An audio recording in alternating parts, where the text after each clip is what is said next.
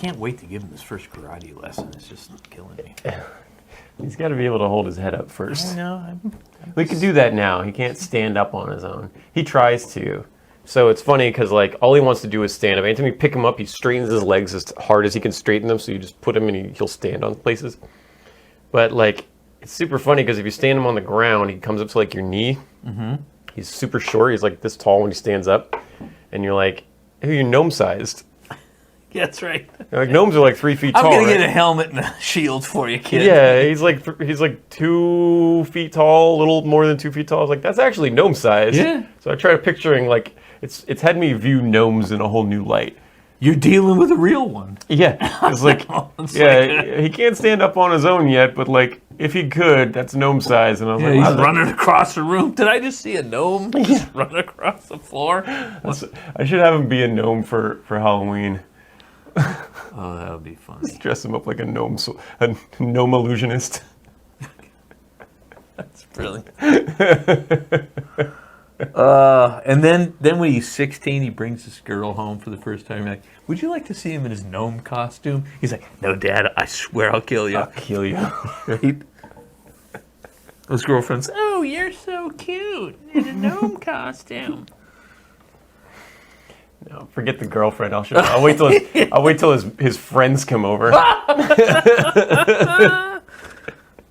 He'll run away from home and join the Foreign Legion or something. That only helps my reputation. That's right. Yeah, my kid's in the Foreign Legion. That's how badass I am. Well, how did he get there? Oh, I showed him a picture of his gnome costume. I dressed him up like a cute gnome. And he was so horrified he ran away from home. He'll never speak to me as long as he lives. Right? He's in North Africa doing some evil stuff to somebody. Who knows? He's probably shot, killed like 17,000 people. He can kill a man from 6 feet away with a throwing knife. Yeah. With a rolled up paper wad, he shoots it out of a straw. Yeah. Yeah. Shaves with a machete. Yeah. Yeah. A sharpened shell out of the ocean. He just rubs it on the sidewalk and... Oh boy, did we drill that into the ground? I think so. All right. We're talking about Dragon's Breath. Yes. Okay. Okay. 1, 2, 3.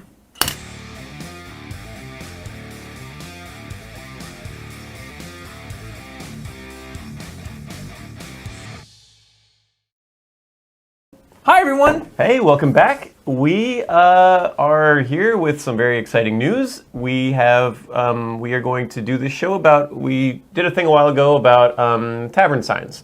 We've done a bunch of taverns, and we did our 7th tavern show. We've done a couple things since then, where Brian was painting up, the sign that hangs outside of your D&D tavern. Mm-hmm. And we have still available on the website. If you go to badassoftheweek.com/store, you can check out, we have tavern signs available. Like if you send us some money, we will, Brian will paint it and I'll write up what goes on inside. And we are going to do the first one that we've sold, which is, was my dad bought the Dragon's Breath Tavern. Yes. And now, your dad actually used to run a real bar in Florida, correct? Yes. So my dad had a couple bars in Florida at various times. The first one was called Smuggler's Bay. The second one was called Botany Bay. And then the third one... Great names. Yeah, they're great names, yeah. They were all pirate themed with these big giant pirate murals inside of the cover of the pirates books and stuff like that. It was really cool. And the third one he had was called the Dragon's Breath Tavern. And the story behind that is that he was getting a new one and he was like, well, I want to do a new one. I want to have a cool idea for it, a cool theme, but I don't want to do pirates again because I've done Botany Bay, I've done Smuggler's Bay. What do you guys think? And me and my brother were playing a game at the time called Quest for Glory. And you have painted some of the marketing stuff. I bought from you. You did a Quest for Glory, it was 3.5 like floppy drive for the PC or for the 486 or whatever. I did? But you painted a cover for it. One of your advertising marketing paintings was the cover art for this game. I bought it from you at a con I don't know, man, 6 or 7 years ago. I don't remember it. You had like a stack of art, and I was like, "Oh, you did this," and you're like, Oh, "What?" those were the old covers for when I was working at that ad agency. I had to repaint box covers. Right. Because they didn't want photographs because that was too scary. They wanted a painting of it. You bought one of those? I bought one of those. Okay. And it was All right. for a game called Quest for Glory, and the bar in Quest for Glory is like one of these old adventure games where you like move your guy, like a King's Quest or a Space Quest kind of thing, where you move your guy around. I remember this now. Yeah, and then you type in like, open door, and then your guy opens the door. King's Quest or Quest for Glory was originally called Heroes Quest, but they had to change it because of the board game. They had like a copyright thing. But it was like a funny version of that. So Quest for Glory is great. It's everything's kind of like funny and silly and goofy. It takes place in the town of Spielberg, and like there's like all these funny references, and it's good. It's a really good game. Cool. I really enjoyed it. Me and my brother were playing it a lot at the time.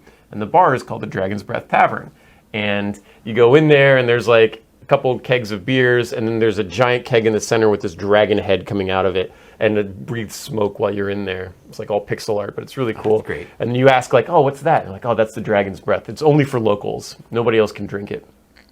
And then you have to be like, "Order Dragon's Breath." And then it's like, "I don't think that's a good idea." And you're like, "Order Dragon's Breath." And you're like, "I really don't want to serve this to you." And you're like, "Order Dragon's Breath." And then he pours it out. He goes back to the keg, turns the thing, just like fire comes out of the barrel, closes it like smoke. Everybody else in the bar like moves away from you. He brings it over, puts it down, and you're like, "Drink Dragon's Breath." And it's like, "I don't think that's a good idea." And then you drink it and you die. You just explode. So we thought that was so funny. So when my dad was like, "We want to do create a new bar," we're like, "Call it Dragon's Breath Tavern."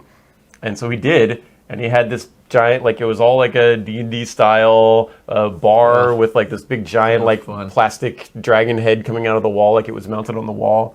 It was super cool. None of the women that worked there would ever say that if you called the bar looking for him, they would just say the Tavern when they picked up the phone, because they didn't want to call it Dragon's Breath Tavern because it was too dorky for them.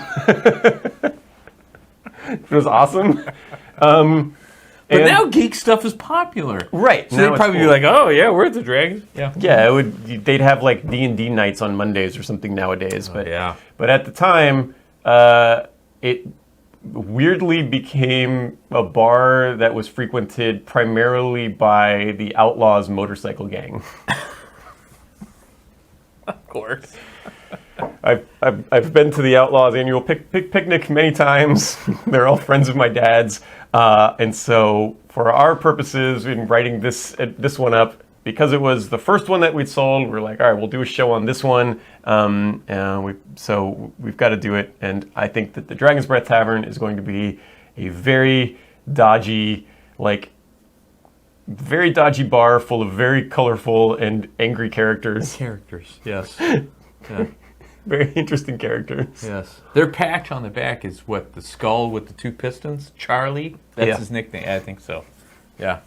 Yes. How do I know this stuff? I don't know. I don't know why I know all this. I don't remember my mother's birthday, but I remember the patches on the back of a bunch of motorcycles. Yes. So everybody that went to my dad's bar had cool nicknames. My dad was a general because he was a general in Civil War reenacting, and I now have his jacket. Yeah, you have his jacket. Yes. So he was the general, but we had guys. There was Spider, there was Scooter, Sandman, Slash. I think there was a Razor. I have it all written down somewhere, but there's a bunch of cat food. Cat food. Yeah, there's a cat food. There's a guy named Cat Food. Yes, there's a cat food. So this is the bar. So we've got the cool art for it, and when you go into this place, it is instead of bikers, it's cavalry, right? So these guys are mounted, mostly bandits. It's kind of like in like the rough part of town, probably maybe like Cossack type dudes or something. Yeah. In like a big city, but in like the slummy part of the city, in like the dangerous part of town that you don't go to, where like, maybe not like a pirate bar, because I think this would be more of like a plains kind of bar. So it wouldn't be on the water. It would be in an inland, like some kind of like cattle trading city or whatever. Yeah. And you would have this like scary bar that you have to go into to get information out of somebody. It's called Dragon's Breath. They have the drink. I would totally like borrow that from Quest for Glory. They have the local drink that only the guys that hang out there all the time are tough enough to drink. You got to take a fortitude save when you drink it, or you just like immediately get sick. And then what's your constitution again? Yeah. roll that. Yep. Yeah. And if you want to impress the guys in this bar, you drink it and you hold it down, and then like they'll be like, "All right, you're cool." But if you try to drink it and you fail, nobody there will talk to you. They will all like, nobody will have any faith in you or any trust in you.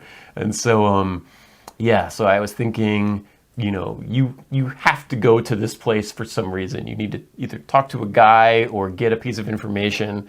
This isn't the kind of place that you want to go on your own, because everybody there is like tough, and they all have like cool nicknames, and they're all sounds like, kind of fun, actually. I would like to go there.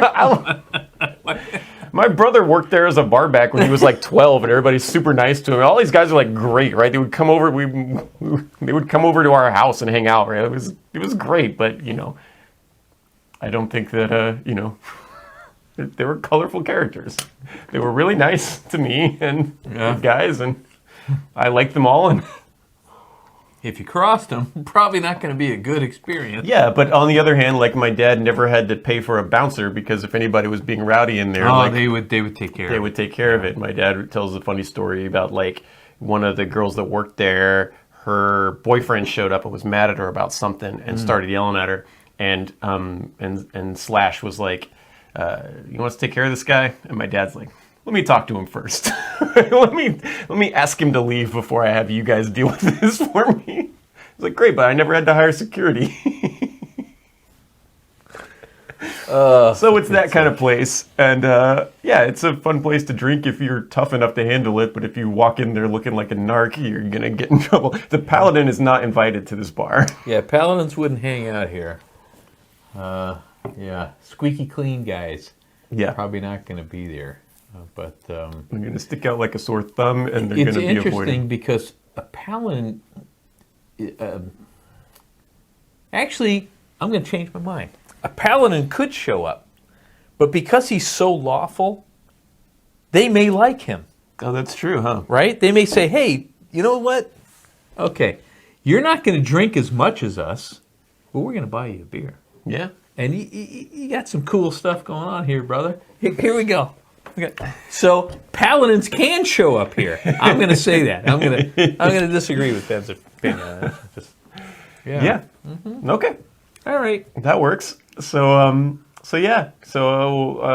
written up like a bunch of fun stuff for it, and you'll be able to check it all out. I'm going to post all of this stuff because it's family. If you want to go to the site and order your own tavern sign with the tavern write-up, we've got a few of them done. We'll send you everything. We'll send you the art, the scan of the art, and the whole write-up of it. It's a little bit extra if you want the original art, but that is available if you want to do that. And then basically we're asking people if it's okay for us to post it on here or not. If you don't want to post it on a video or on the website, we won't do it. But if you do, we'll do it, and that could be really fun. It could be a fun thing to like. It is really fun. Yeah. So Brian does a cool thing with the 7 taverns. He painted up 7 different tavern signs.